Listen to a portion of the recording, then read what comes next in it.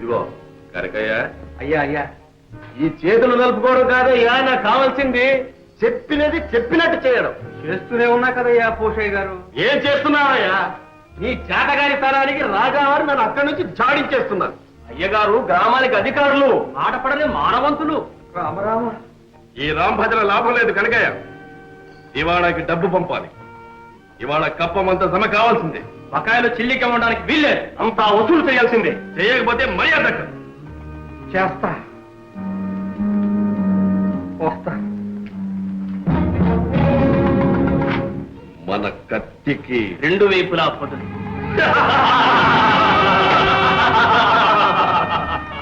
అంతా సిద్ధమేనా? అంతా సిద్ధమే. పదండి.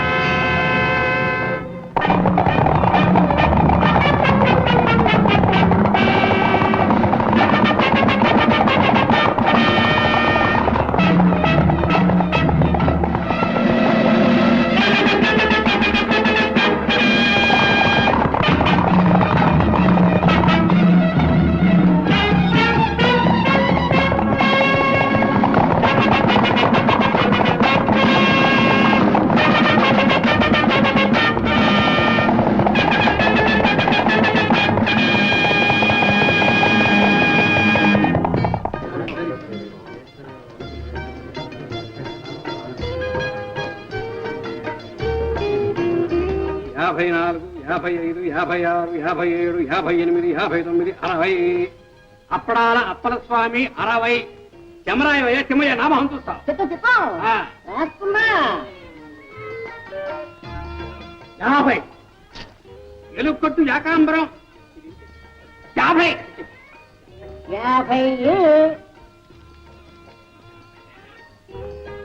తిమ్మయ్య, చిన్నప్పుడు ఓ సిద్ధాంతి నా చేయి చూసి వీడు లక్ష్మీపుత్రుడు, వీడింతే, వీడి చేతి మీద లక్షలు లక్షలు నడుస్తాయి అన్నాడు. అలాగే నడుస్తున్నాయిగా.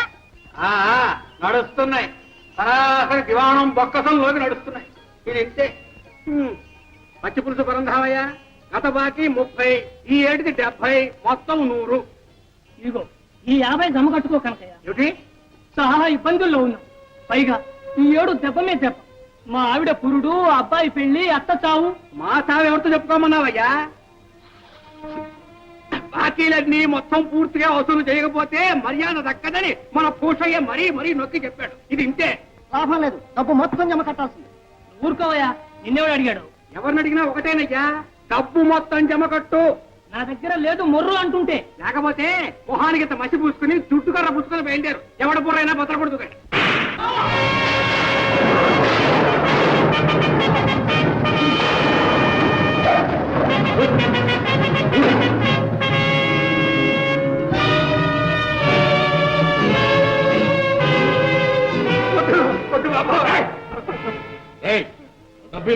వద్దు బాబు, నా ఉద్యోగం పోతుంది బాబు. ఇవ్వకపోతే నీ ప్రాణమే. బాబోయ్ బాబాయ్ బాబాయ్, ఆ పోతే నా ప్రాణం తీస్తాడు. మీకు అన్నం పెట్టుకుంటారు బాబు. చూస్తానే వీళ్ళు కట్టే. బాబాయ్ బాబాయ్, నా డబ్బు బాబాయ్ బాబాయ్ బాబాయ్. సరే కట్టకండి బాబాయ్.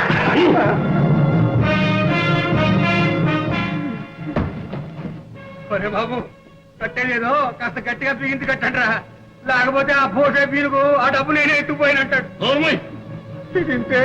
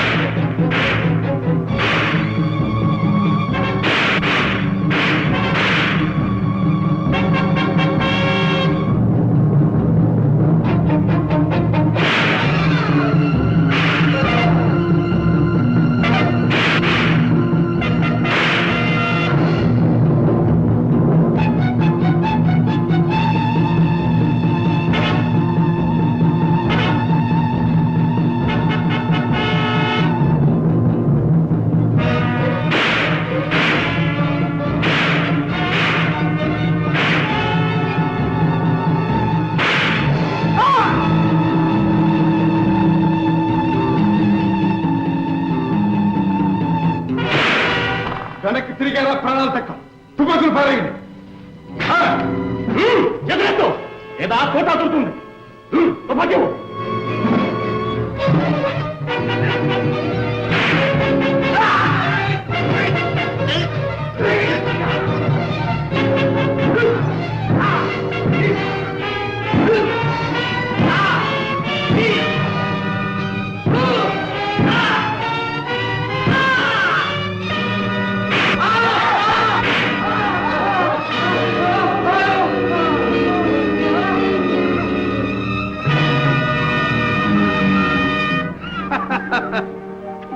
జయం మనదే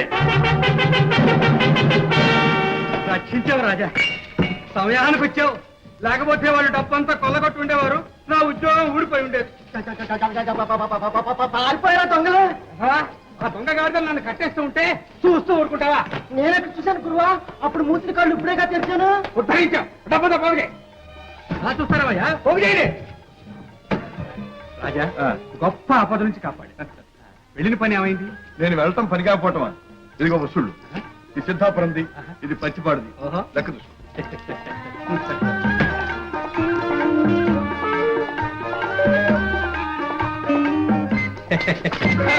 ఇంకా ఈ పాడల పాటు పోలేదన్నమాట నీ పుణ్యం ఉంటున్నాడు నడిపించమ్మా ఉండు మీ ఆవిడతో చెప్పి మరి ఇస్తాను అమ్మమ్మ నా ప్రాణం తోడేస్తుంది రాజా రాజా రాజా నా పొడి డబ్బి రాజా డబ్బు జాగ్రత్త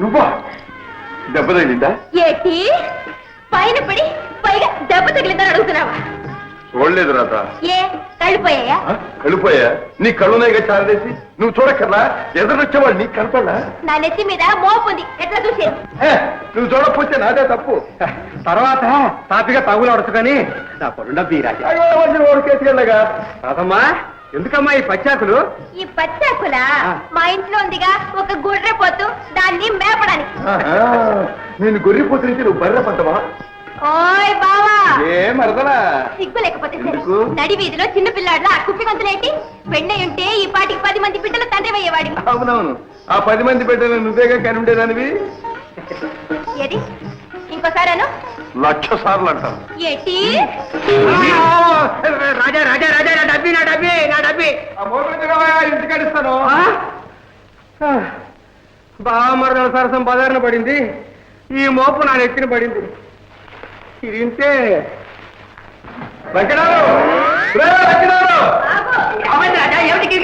తొందరగా రావాలి ఏమిటది మీ చెల్లెకి టైం పట్టింది ఏటి నాకు దయ్యం పట్టిందా అయ్యో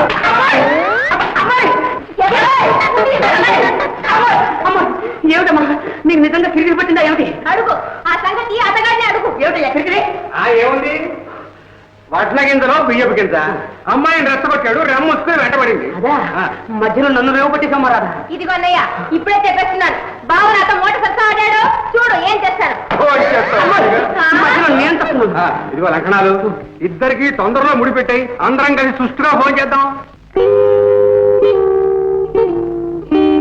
ఫోన్ చేద్దామా బాబు బాబు ఏమిటి నా పొడుండా బాబు వెళ్ళాలి తొందరగా భోజనం అవునవును అక్కడ ఉంది కానీ ఇంకో కిరికిరి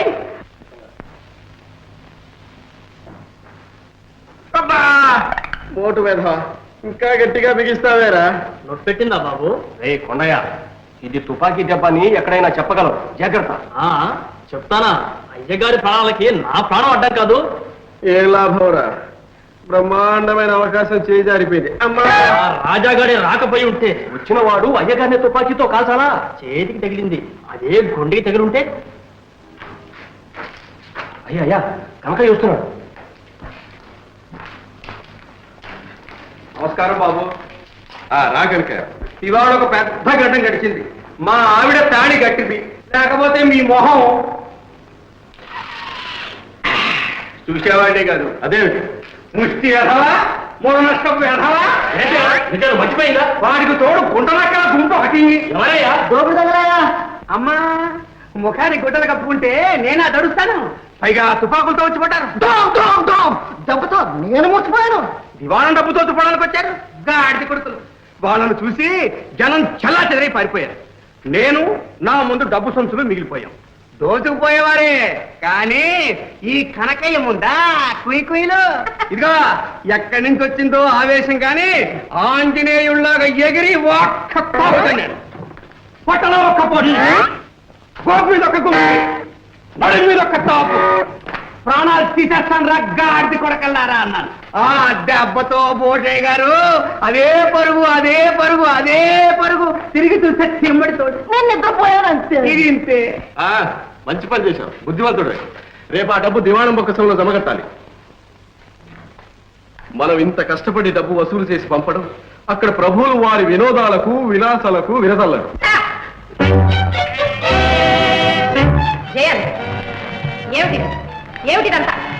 ఏముంది, నృత్యం గానం వినోదం ఎంతో శ్రమపడి తమ్ములు గారి కాలక్షేపానికని ఏర్పాటు చేశాం పెద్దమ్మా. అవునమ్మా. వయసులో పెద్దవాడిని నువ్వే చిరంజీవిని పెడదారులు పట్టిస్తున్నావా? అదే లేదు లేదు పెద్దమ్మా, గండికోట ప్రభువులు కళాపోషకులని తమ్ములు గారికి ఇవంటే చాలా ఇష్టమని. అవునమ్మా, వాళ్ళని మనం ఆదరించకపోతే మరెవాళ్ళు ఆదరిస్తారు?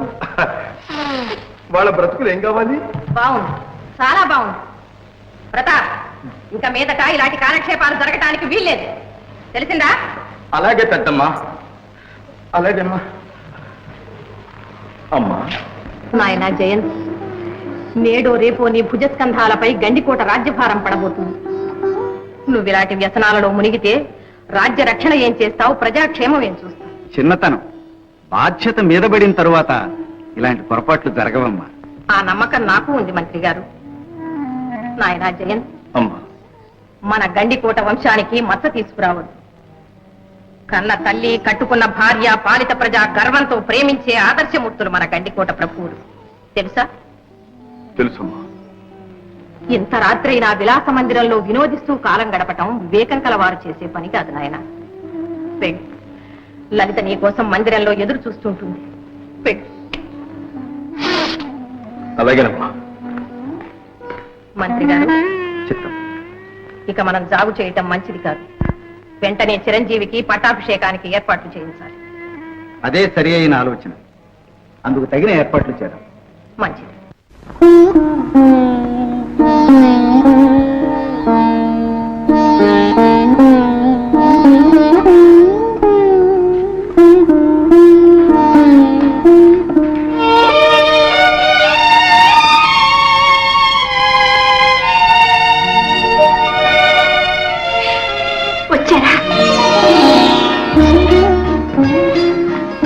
ఇంత రాత్రి అయింది, రాణి గారు ఇంకా నిద్రపోలేదా? మీ రాక కోసం నిరీక్షిస్తున్నారా? నిరీక్షించడంలో కూడా ఒక విధమైన ఆనందం ఉంది కదా. అవును, ఏమిటి కన్నీరు? అబ్బే, ఆనంద బాష్పాలు. ఓహో, విచారిస్తున్నారేమో. ఈ జీవితంలో విచారం కలిగిన ఆనందం కలిగిన ఎందుకో దానంతటదే కన్నీరు వస్తుంది. దేవి, ఈ జీవితంలో విషాదమే ఉండకూడదు, వినోదం నిండిపోవాలి. నవ్వుతూ కాలం సాగిపోవాలి. అది అందరికీ సాధ్యమేనా? పిచ్చి ప్రశ్న. అందినంత వరకు ఆనందంగా ఉండటమే జీవిత లక్ష్యం. కానీ ఆగిపోయారే? మా అమ్మగారికి నా మీద ఆగ్రహం కలిగినట్టు ఏ శుభముహూర్తానో పట్టాభిషేకం చేసి నా స్వేచ్ఛను అరికడతారేమో అని అనుమానంగా ఉంది. అదేమిటి అలా అంటారు? జీవితం అంతా విచ్చలవిడిగా ఇలా విలాసాలలోనే గడిపేదామని భావిస్తున్నారా? అలా గడపగలిగితే నేను ఎంతో అదృష్టవంతుడు, ఎంతో అదృష్టవంతుడు. ఏడుస్తాడు ఎందుకు? మీరేలా అంటుంటే నాకెంత బాధగా ఉందో మీకేం తెలుసు. ఉన్నమాట సంతోషిస్తారనుకున్నా, బాధపడతారనుకున్నా. లేదు లేదు, మీ చిత్తం వచ్చినట్లు ప్రవర్తించండి. మీరు సంతోషంగా ఉండడమే నేను కోరేది. మీ ఆనందమే నా ఆనందం. ఎంత అమాయకురాలు. ఈనాటికి మా పెద్దమ్మ గారు నా పాలికి పెద్దమ్మై కూర్చున్నారు. జయంతు నేను కలిసి ఉండడం ఆమెకు కన్నెరగా ఉంది. కారణం మామూలుగా అర్థంలా కనిపిస్తూనే ఉంది ప్రభు. యువరాజు గారిని తమరు విషయలోలుగా మార్చేస్తున్నారని మహారాణి గారు మామూలుగా పసికట్టేశారు. అందుకే కాబోలు యువరాజుకు రాజ్యాభిషేకం చేయాలనే నిర్ణయానికి వచ్చాను. రాజ్యాభిషేకం హ్మ్. ఆనాడు మా నాన్న కంటే వయసులో పెద్దవారు గనక పెదనాన్నను రాజును చేశారు. అదే న్యాయం ప్రకారం ఈనాడు జయంత్ కన్నా నేను పెద్దవాణ్ణి గనుక నన్నే రాజును చెయ్యాలి. చెయ్యాలి మామూలుగా. కానీ యువరాజు గారు మహారాజు గారి కుమారులు, మామూలుగా తమరు మహారాజు గారి తమ్ముని కుమారుడు. ఇది చాలా అన్యాయం అవధాని గారు. ఇద్దరిది ఒకే రక్తం, ఒకే వంశం. పైగా యువరాజు కంటే అయ్యగారు పెద్దవారు, యోగ్యులు. కానీ మామూలుగా జ్యేష్ఠుని సంతతికే రాజ్యాభిషేకం అనే పాడు ఆచారం ఏది ఒకటి ఏడ్చిందిగా మామూలుగా మనకి. హ్మ్. ఆ దురాచారాన్ని రూపుమాపుతాను. నేనే రాజునవుతాను. అవును, ఎందుకు కాకూడదు? ప్రయత్నిస్తే తప్పకుండా సిద్ధిస్తుంది. అసలు మీ జాతక చక్రంలోనే మహారాజు యోగం కట్టుంది. యోగమున్నా లేకపోయినా నేనే రాజునై తీర్తాను. శుభం, మీ నోటి వాక్కు ఫలించి తీరుతుంది. మీ వంటి మహావీరులు, శక్తివంతులు రాజైతే మామూలుగా ప్రజలు తరించి పోతారు, రాజ్యం పడిపోతుంది, బాగుపడిపోతుంది. ఇక మా వంటి వారి విషయం మామూలుగా బ్రహ్మాండం.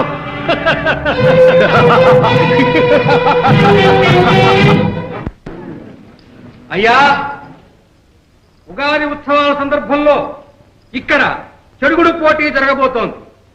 ఇది మన గ్రామాధికారి భూషయ్య గారి తట్టు. ఇదంతే గండభేరుండ తట్టు. దీంతో పోటీ చేయదలుచుకున్న వాళ్ళు ముందుకు రావచ్చు. మా జట్టు ఉంది. మీ జట్టు పేరు? గజిబిడి తట్టు, ఇది ఉడుం పట్టు తట్టు. రాజా, భూషయ్య జట్టు సంగతి నీకు తెలుసు. అందరూ మెలికలు తిరిగిన ఆటగాళ్ళు. వాళ్ళతో పోటీ పడి అవమానం పాలవుతారు. మాది రామదండు జట్టు. గోదావరి దిగమనండి, అప్పుడు తెలుస్తుంది.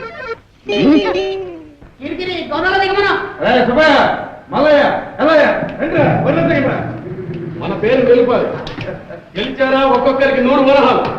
వదలట్టండి. కొత్త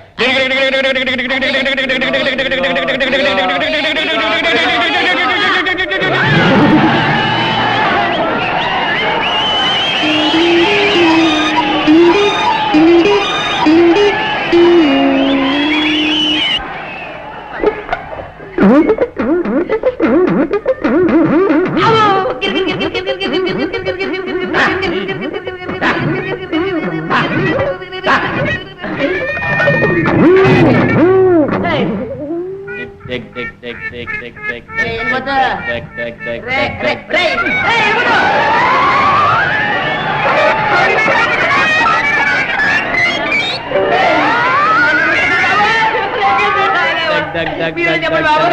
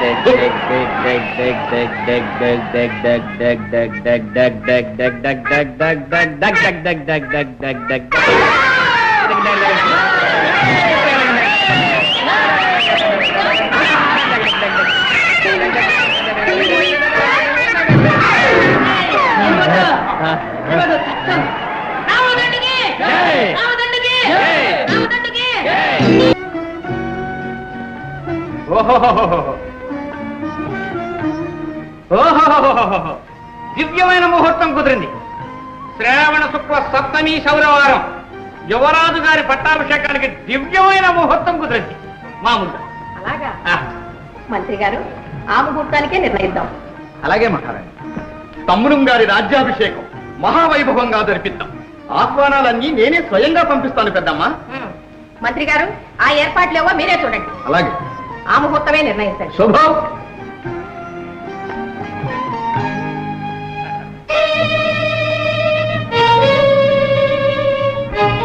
అల్లుడు వచ్చేదాకా అమావాస్య ఆగదు.